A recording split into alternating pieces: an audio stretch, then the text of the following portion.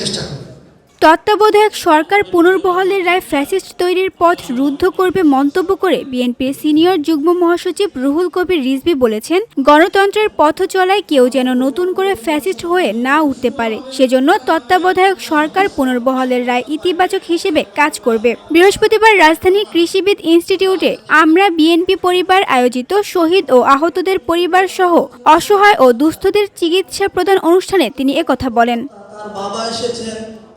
রিজভী বলেন, তত্ত্বাবধায়ক সরকার পুনর্বহাল হওয়ায় ন্যায় ও গণতন্ত্রের পথে বড় অগ্রগতি এসেছে।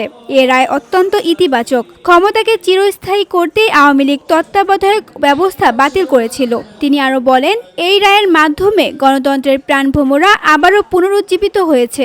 ফ্যাসিবাদ প্রতিষ্ঠা হলে সেই সরকারের কোনো মানবতা থাকে না। তাই শেখ হাসিনার মধ্যে মানবিক আচরণ ছিল না।